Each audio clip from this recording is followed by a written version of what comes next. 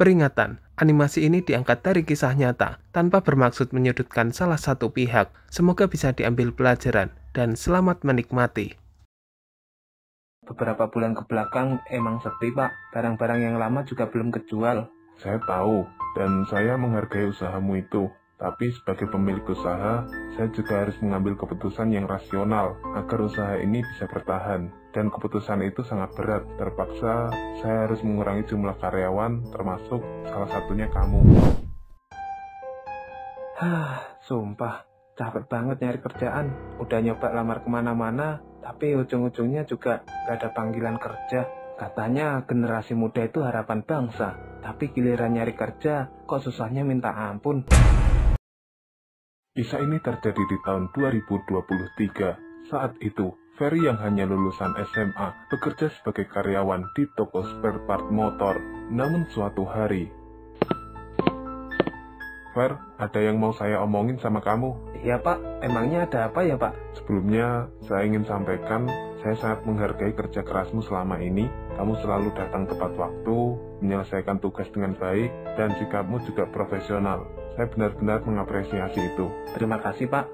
Saya juga senang bisa bekerja di sini. Tapi Fer, ini bagian yang berat untuk saya. Seperti yang kamu ketahui, beberapa bulan terakhir ini penjualan kita menurun drastis. Kita sudah coba berbagai cara untuk meningkatkan performa, tapi hasilnya juga belum signifikan. Iya, Pak. Saya juga merasakan itu. Beberapa bulan ke belakang emang sepi, Pak. Barang-barang yang lama juga belum kejual. Saya tahu, dan saya menghargai usahamu itu. Tapi sebagai pemilik usaha, saya juga harus mengambil keputusan yang rasional agar usaha ini bisa bertahan. Dan keputusan itu sangat berat. Terpaksa, saya harus mengurangi jumlah karyawan, termasuk salah satunya kamu. Saya dipecat, Pak. Iya, Fer, tapi ini bukan karena kamu tidak kompeten, dan bukan karena kesalahanmu juga. Ini murni karena kondisi usaha yang sedang sulit. Jadi saya terpaksa membuat keputusan ini. Saya paham kok, Pak. Saya menghargai keputusan Bapak. Sebelumnya saya ucapkan terima kasih, Pak, karena sudah diizinkan bekerja di sini selama 3 tahun. Sama-sama, Fer. Saya juga minta maaf kalau ada salah kata atau menyinggung perasaanmu. Iya, Pak. Terus, ini uang pesangon kamu, Fer.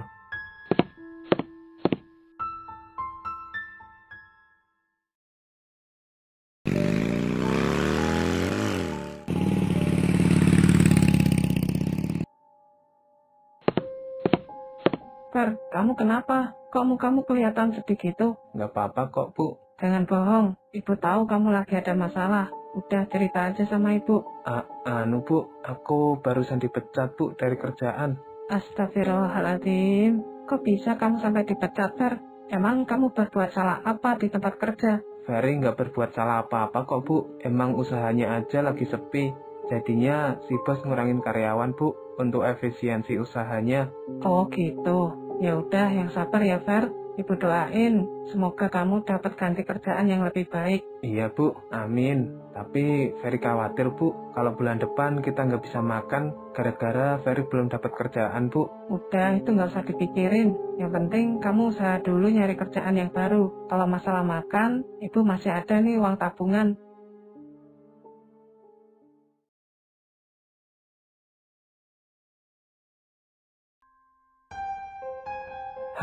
Sumpah, capek banget nyari kerjaan. Udah nyoba lamar kemana-mana, tapi ujung-ujungnya juga gak ada panggilan kerja. Katanya generasi muda itu harapan bangsa, tapi giliran nyari kerja, kok susahnya minta ampun. Sekarang lowongan kerja juga syaratnya aneh-aneh. Harus good looking lah, harus berpengalaman lah, maksimal usia 26 tahun. Bila dikira orang jelek sama orang yang umurnya 27 ke atas gak butuh makan apa? Aku harus cari kerja kemana lagi ya? Emang repot sih kalau nggak punya privilege kenalan orang dalam. Fer, tumben kamu nongkrong pakai baju rapi gini. Habis dari mana, Fer? Habis keliling-keliling nyari kerjaan, Yan. Lah, emang kamu udah nggak kerja lagi di toko spare part motor itu? Aku udah nggak kerja lagi di situ, Yan. 2 minggu yang lalu aku dipecat. Alasannya sih gara-gara efisiensi usaha. Ini aku lagi nyoba cari-cari kerja, tapi belum dapat juga. Oh alah, daripada nganggur nunggu panggilan kerja, kenapa nggak coba daftar ojek online aja, Fer? Ojek online? Maksudmu kayak Gojek gitu? Iya, bisa Gojek, Grab, apa aja yang kamu mau. Sekarang daftar juga gampang, asal punya motor, SIM sama STNK lengkap, udah bisa jalan. Aku sih punya motor, SIM juga ada, cuma aku belum pernah kerja kayak gitu, Yan. Takutnya nggak cocok nanti. Fer, jangan mikir ribet-ribet dulu lah. Aku juga awalnya mikir gitu, tapi setelah nyoba ternyata enak juga. Bisa ngatur waktu sendiri, mau narik pagi, siang atau malam, terserah. Oh gitu, pendapatannya gimana emang? Cukup buat sehari-hari? Cukup banget, Fer, asal rajin. Aku sehari bisa dapat 150-200 ribu kalau narik full.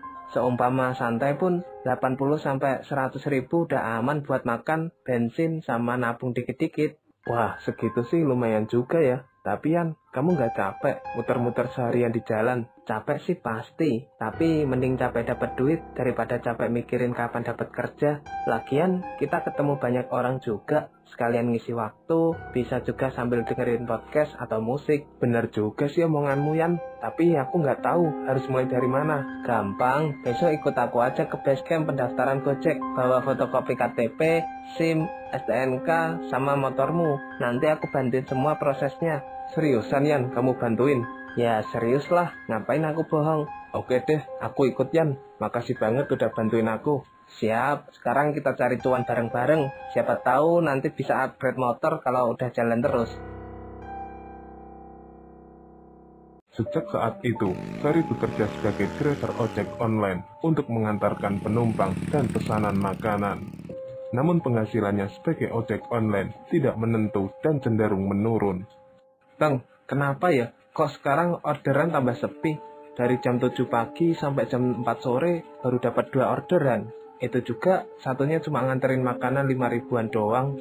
Sama bang, dari tadi aku cuma muter-muter kayak orang hilang. Notifikasi aja nggak bunyi-bunyi. Paling cuma bunyi grup WA yang isinya keluhan semua. Iya, itu grup malah bikin tambah stres kadang. Tapi emang parah sih sekarang, orderan makin sepi. Dulu mah sejam bisa dapat 3-4, sekarang sejam kosong juga biasa. Kayaknya mungkin gara-gara banyak driver baru juga, Bang. Jadi saingannya makin ketat. Iya, ditambah lagi promo buat penumpang juga udah nggak sebanyak dulu.